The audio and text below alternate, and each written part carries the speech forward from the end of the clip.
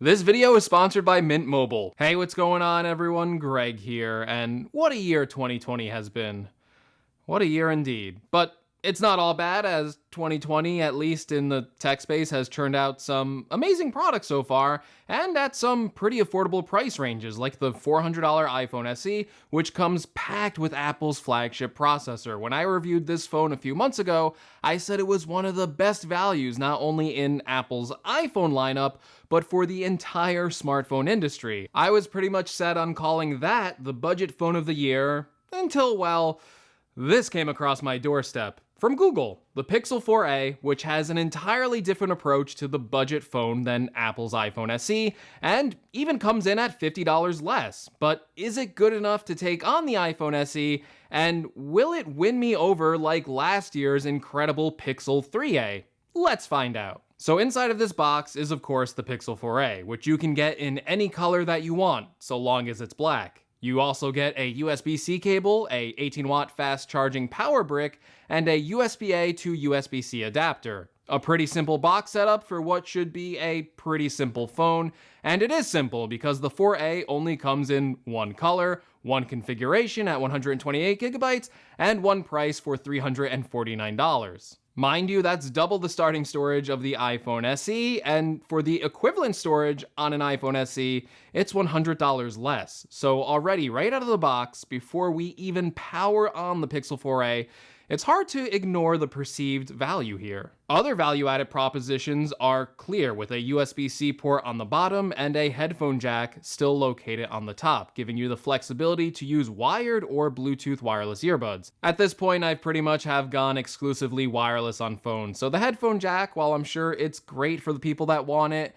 it isn't a feature that I really need anymore. I've been using the Soundcore Liberty Airs that Soundcore sent over to me with the Pixel 4a, which are Bluetooth wireless earbuds at also an amazing price point of $100. All with USB-C and a wireless charging case included, with an in-ear design and great sound quality. For the price point, these are a really good match for the Pixel 4a, and if you're interested in these all-wireless, amazingly valued headphones, I'll leave an affiliate link in the description below. Even better is when you power on the Pixel 4a. It has a better design than even the flagship Pixel 4 and Pixel 4 XL, with what we would call a full-screen display, for lack of a better term, a bezel-less display, with a hole-punch camera packed neatly into the top left. I think this display size is the sweet spot of being a big display while not overly huge like some other phones. This is needed when you're coming to market with only one model, as you're going to have to find a one-size-fits-all solution,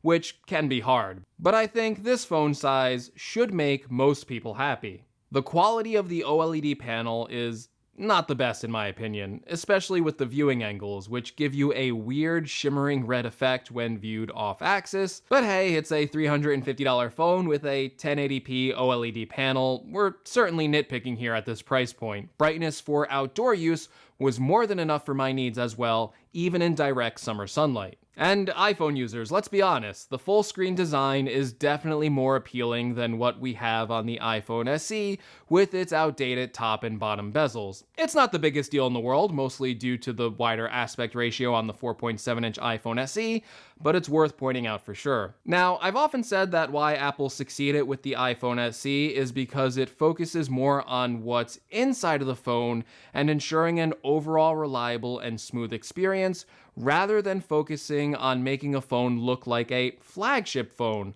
The 4a looks more modern, but does sacrifice in some areas. For example, the body is made out of plastic instead of premium materials like aluminum or glass. Although for a plastic phone, I find that the build quality here seems pretty solid, especially at the price point, and I like the idea of going with plastic as a material here to cut down on the overall price point. Another cost-cutting admission from the flagship Pixel 4 is no fancy Project Soli and fast face unlocking, although like I said in my Pixel 4 review, even though the face unlocking worked, well, projects solely seem to be mostly a gimmick, so I'm glad they opted to remove that feature from the budget-oriented phone and stick to a simple fingerprint scanner on the back of the 4A, which works well and is definitely more mask-friendly. Another cost-cutting measure is the processor. Unlike Apple, Google does not make its own processors, and like most Android manufacturers, it has to turn to Qualcomm to get their chips. Because of that, unlike the iPhone SE, which packs the most advanced smartphone processor to date,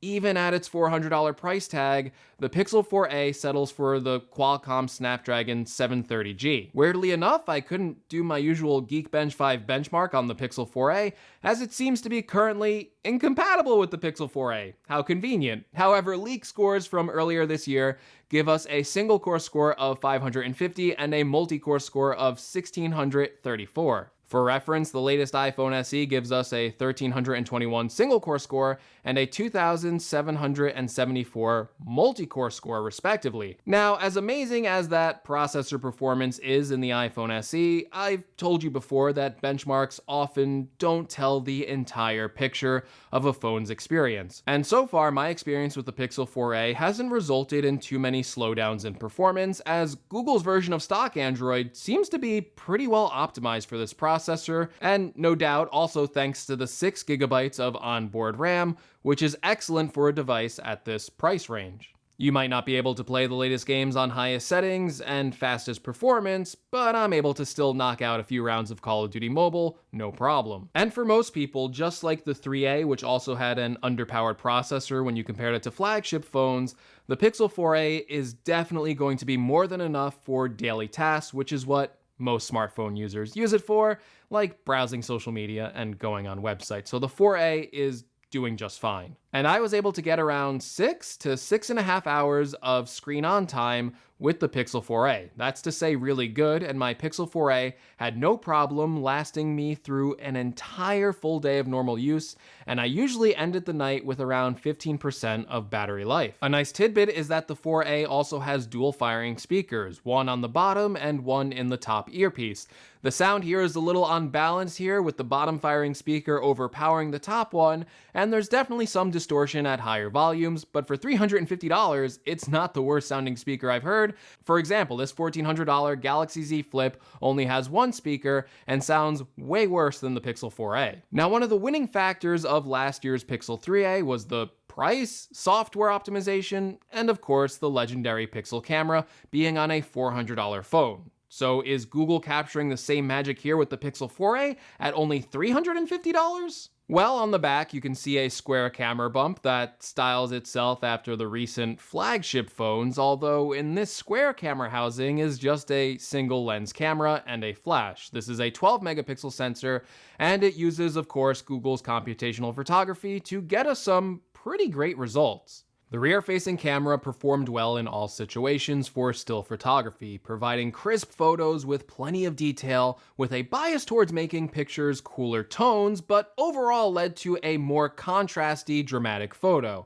It also performed incredibly well at nighttime, as again, thanks to the night sight feature, which Google supports even on this $350 budget phone. It's probably safe to say that for $350, this is the best stills camera that you can get out of a phone, and maybe even out of a dedicated camera itself, and arguably better than some of the current flagship phones if you get rid of the versatility of lens options offered there. By the way, if you want to see even more photo samples, be sure to follow me over on Instagram, where I'll be posting more Pixel 4a snapshots throughout the rest of this week. Video quality is a bit of a different story and has more limitation options than what the iPhone SE offered. It can record at 4K at 30 frames per second, and even though it lacks the ability to shoot 4K 60, which would be fine at a phone for this price point, I don't understand why there's no 24 frames per second option. Furthermore, besides those limited options,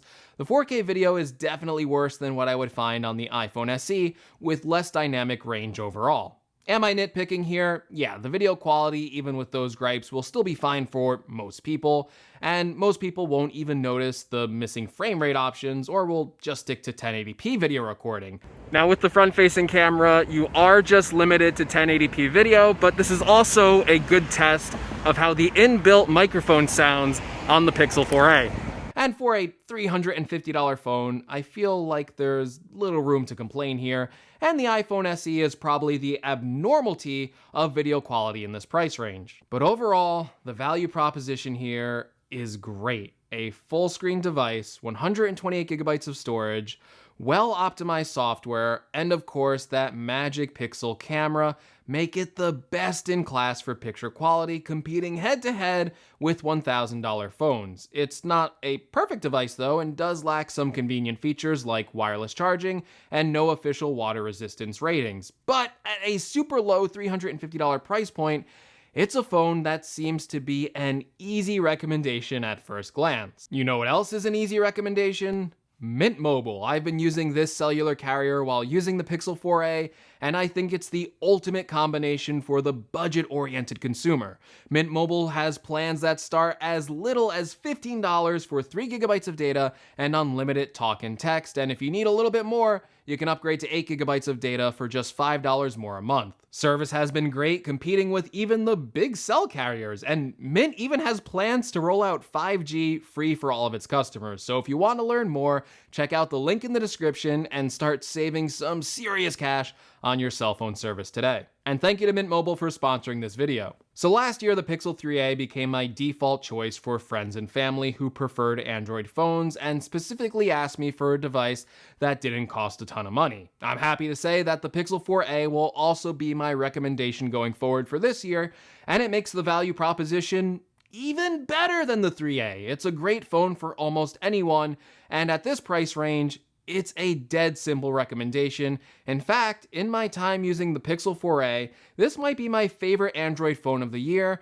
and this is coming from someone who spent $1,400 on a folding Galaxy Z Flip. However, unlike the Pixel 3a of last year, the Pixel 4a is not alone and faces stiffer competition from cheaper phones from TCL to OnePlus and even Apple this year with a $400 iPhone SE.